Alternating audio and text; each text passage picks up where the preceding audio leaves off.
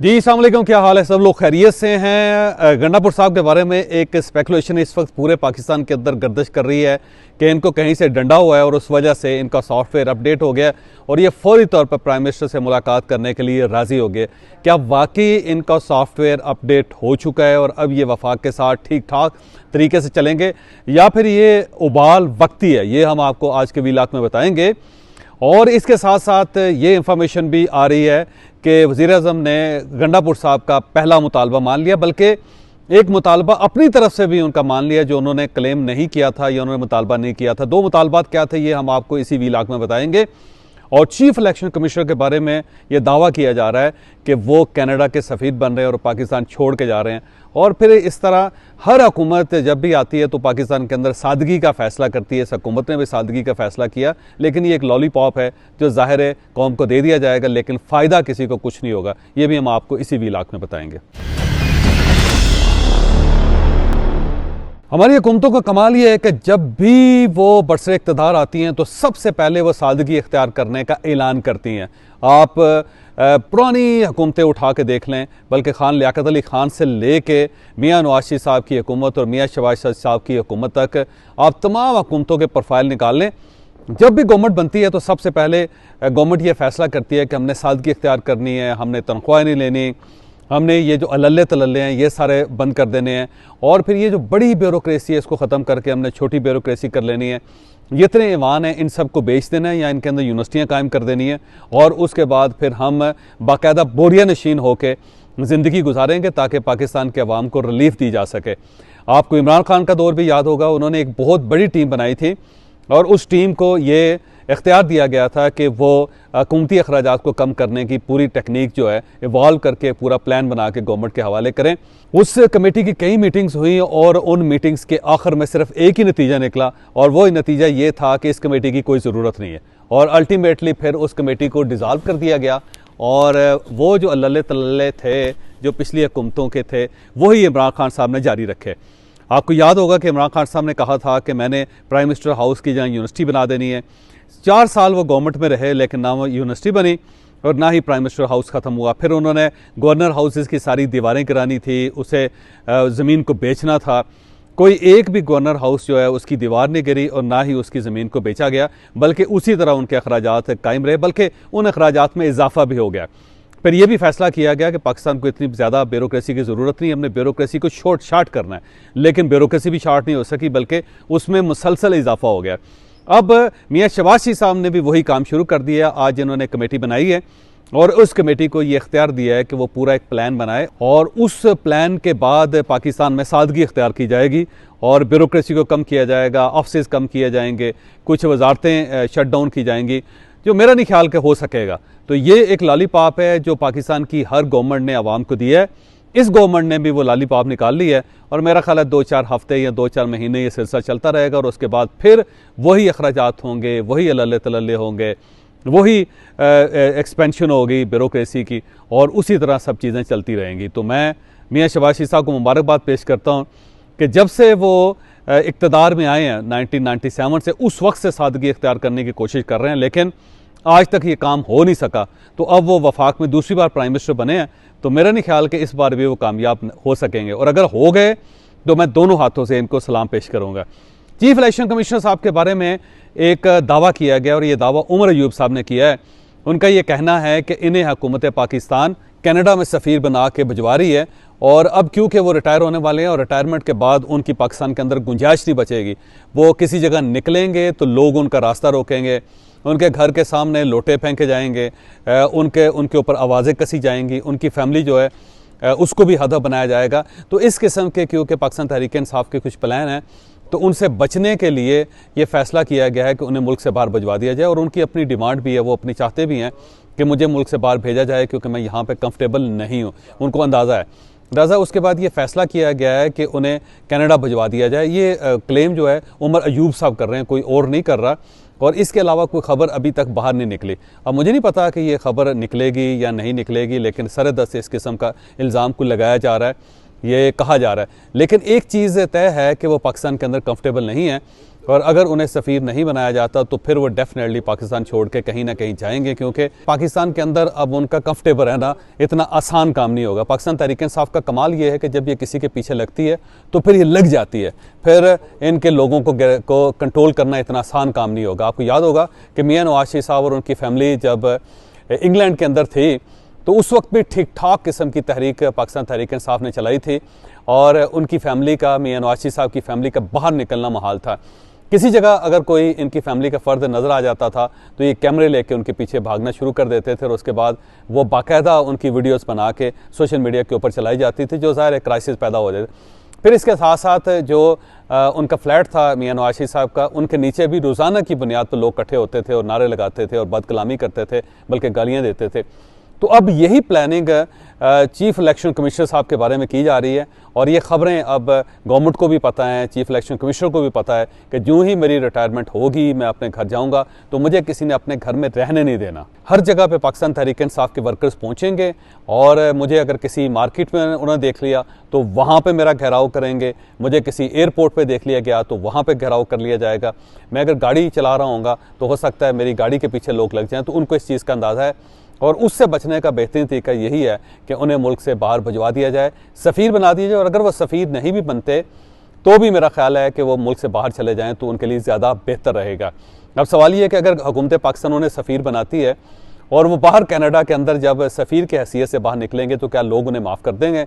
मेरा नहीं ख्याल कि उन्हें माफ़ किया जाएगा, और वहाँ पर मज़ीद एम्बेरसमेंट होगी, जिससे ज़ाहिर है राजा साहब के लिए बचना महाल हो जाएगा। तो अब राजा साहब के पास ऑप्शन यही है कि उन्हें कहीं ना कहीं बाकी ज़िंदगी छुप के गुजारनी पड़ेगी, क्योंकि पाकिस्तान तहरीक-ए-इंसाफ चुरियाँ कांटे लेके उनका इंतज़ार कर रही है। ये एक हकीकत है जिसे अब हमें मानना पड़ेगा।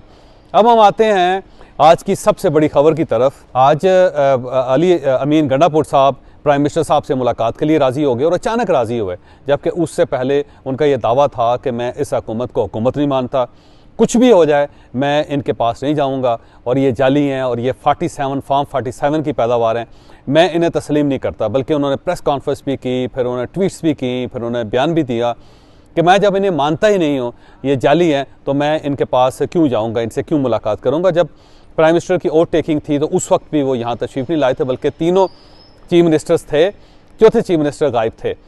तो फिर उसके बाद वो ज़्यादा डटे हुए थे, और इमरान खान साहब ने उनको कहा था कि आपने डटना है, पीछे नहीं हटना, इनको तस्लीम नहीं करना। लेकिन फिर जब इलेक्शन कमीशन के अंदर एक दरख्वास्त दायर हुई मोहम्मद कफ़ील की तरफ से, जिसमें उसने दावा किया कि 735 कनाल ज़मीन इन्होंने ली, और उसके बाद उसे बेच के इन्होंने गाड़ी भी ख़रीदी और एक घड़ी भी ख़रीदी, और उसे डिक्लेयर नहीं किया। जब ये दरख्वास्त इलेक्शन कमीशन में गई और बाकायदा सारी चीज़ें जब क्लियर हो गई, और उसको फौरी तौर पर अली अमीन गंडापुर साहब को ये महसूस हुआ कि मैं तो डिस्क्वालीफाई हो जाऊंगा, मैं अगर डिस्क्वालीफाई हो गया तो फिर ज़ाहिर है मैं चीफ मिनिस्टर नहीं रह सकूंगा, तो इस अकड़ का मुझे कोई फ़ायदा नहीं है, मुझे इसका नुकसान होगा। तो फिर डेफिनेटली उन्होंने सोचा कि मुझे कोई ना कोई दरमियान का रास्ता निकालना चाहिए। तो फिर एक दरमियान में एक साहब को डाला गया जो ब्यूरोक्रेट हैं, और उन्होंने जाके अली अमीन गंडापुर साहब और प्राइम मिनिस्टर दोनों के दरमियान एक ब्रिज का काम दिया, और फिर ये फैसला हुआ कि अली अमीन गंडापुर साहब प्राइम मिनिस्टर को मुबारकबाद देने के लिए आएंगे, और कुछ उनके जो जायज़ मुतालबात हैं उनको तस्लीम कर लिया जाएगा। बहरहाल फिर अली अमीन गंडापुर साहब यहाँ आए, और उससे पहले इमरान खान साहब की मुलाकात पर पाबंदी लगी, ताकि कहीं इमरान खान साहब का कोई पैगाम अली अमीन गंडापुर साहब तक ना पहुँच जाए, क्योंकि अगर इमरान खान साहब ने रोक देते तो फिर उन्होंने डेफिनेटली नहीं आना था। तो जब कोई जेल से पैगाम ही नहीं आया, और उसके बाद एक ब्रिज भी दरमियान में था, तो अली अमीन गंडापुर साहब इस्लामाबाद पहुँच गए। और जब वो इस्लामाबाद पहुँचे तो प्राइम मिनिस्टर साहब के साथ जो उनकी मुलाकात थी वो इंतहाई खुशगवार थी। किसी को तवक्को नहीं थी कि किस तरह ये दोनों एक दूसरे के इंतहाई मुखालिफ हैं, ये इस तरह मुस्कुरा के एक दूसरे की तरफ देखेंगे, और फिर उसके बाद बड़ी खुशगवार किस्म की मीडिया टॉक की जाएगी। तो अली अमीन गंडापुर साहब की तरफ से बड़ी खुशगवार किस्म की मीडिया टॉक की गई। उन्होंने ये तस्लीम किया कि पाकिस्तान के माशी हालात ठीक नहीं है, हम कोशिश कर रहे हैं कि जो हमारा हक़ है वो जायज़ तरीके से हमें मिल जाए, लेकिन हम वफाक को तंग नहीं करेंगे क्योंकि वफाक के पास वाकई सरमाया नहीं है। तो ये उनकी तरफ से एक गुडविल जेस्चर आया।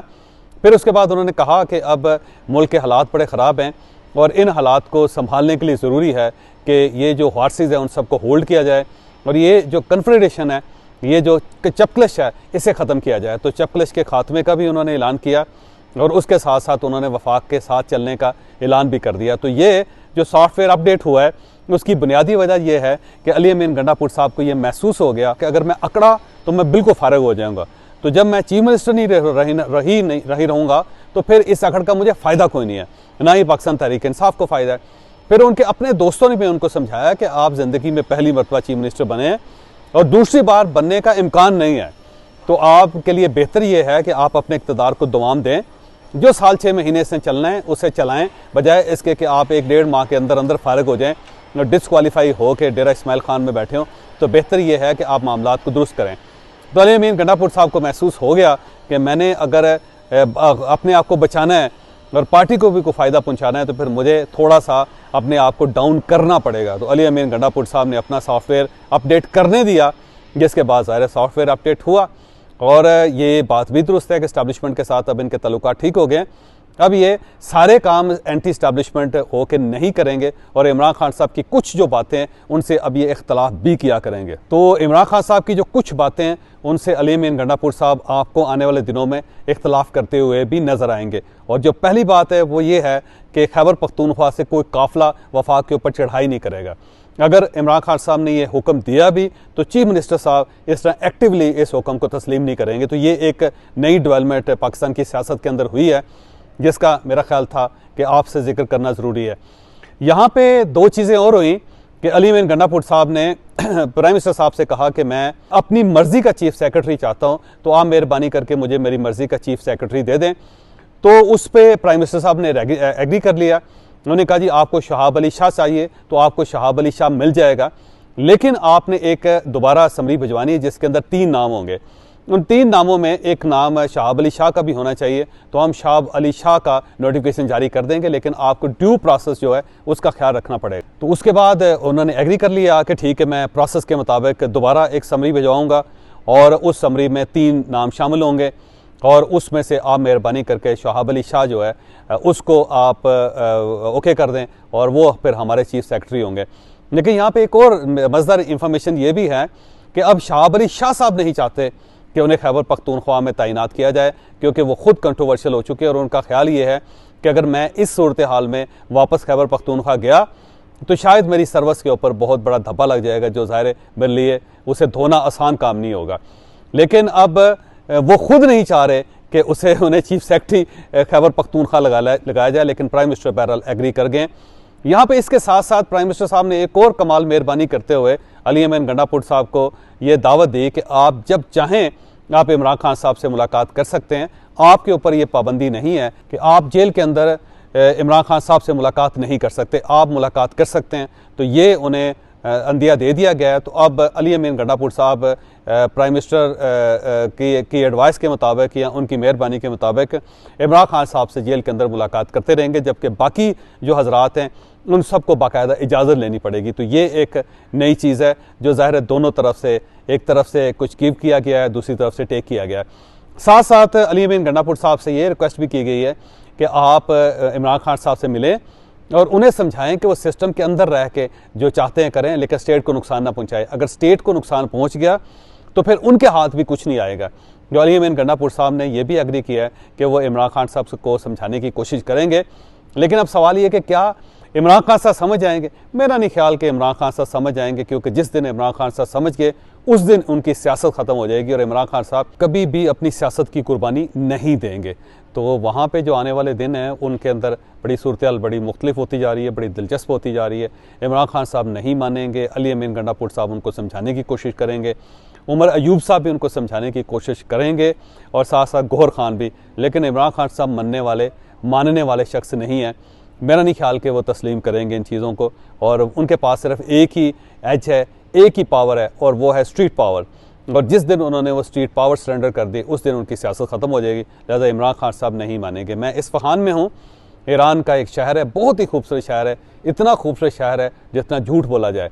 आपके पास अगर मौका हो तो आप इस शहर को ज़रूर देखें। मैं पूरा शहर एक्सप्लोर कर चुका हूँ। सुबह मैं शिराज़ जाऊँगा, जहाँ पे मैं सादी शिराजी साहब के मज़ार पे भी जाऊँगा और हाफ़िज़ शिराजी साहब के मज़ार पे भी जाऊँगा।